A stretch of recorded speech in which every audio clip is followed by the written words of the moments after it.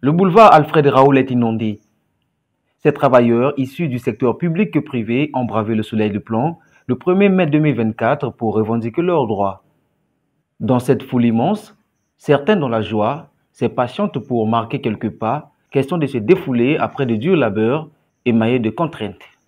Un moment fortement vivant pour cette journée internationale des travailleurs à Brazzaville, lorsque le président de la Confédération syndicale des travailleurs du Congo CSTC, Elobelo Bellar, déplore les atrocités perpétrées envers les travailleurs. Nous déplorons les atrocités et les barbaries quotidiennes, les viols, les vols à main armée, la multiplication des écuries appelées Kuna, bébés noirs, américains, etc., qui se sont installés honteusement dans notre société. Et donc, les sanctions dans les quartiers sont tout autant des crimes de haute condamnation.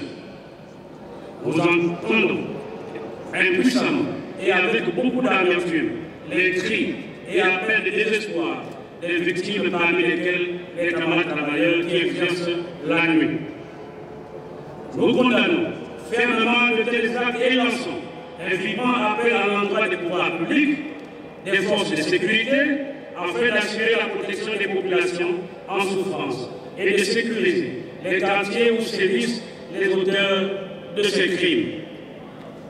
Nous appelons à une intensification des mesures de protection et de sécurisation des populations par des patrouilles journalières et nocturnes afin de permettre à tous les citoyens de jouir de leur liberté quotidienne. Sous un fond sonore de la fanfare kimbangiste, ces travailleurs, dont les journalistes des organes étatiques et privés, évoluant dans la presse traditionnelle tout comme en ligne, ont défilé ensemble main dans la main dans une ambiance ergonomique.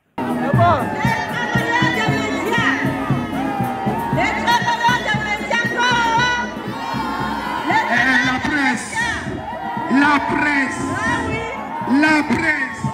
la communication, Radio Congo, Télé Congo, ACI, Radio Liberté,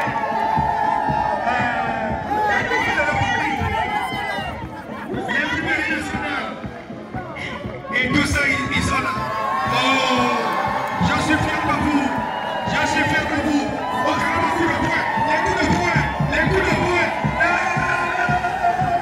Bien que chacun a su manifester son euphorie, de nombreux problèmes que font face les journalistes congolais restent à résoudre.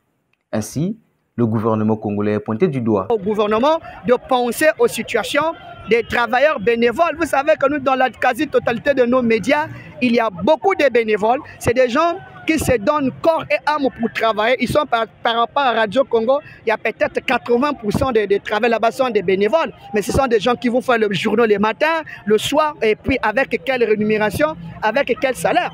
Donc, si nous parlons de Lombeni, c'est aussi une occasion pour dire au gouvernement, pensez aussi à nous, parce que nous sommes en train de prêter des services loyaux, des services forts au gouvernement. Donc, c'est une occasion tout indiquée en tant que revendication. Peut-être qu'ils ont oublié de faire ça, mais nous aussi, en tant que syndicalistes des amis travailleurs, nous profitons de votre micro, de vos caméras pour dire que le gouvernement doit penser à cette situation-là, parce que trop, c'est trop. Il y a des gens qui ont commencé à travailler 5 ans, 10 ans, le cas par exemple avec nous autres là, mais on ne trouve toujours pas d'ici. Quand les quotas arrivent, on préfère mettre d'autres personnes, on vous baillonne, on vous ballotte. Outre cela, les journalistes ont également besoin de travailler dans les conditions adéquates afin de remplir au mieux leurs tâches au quotidien.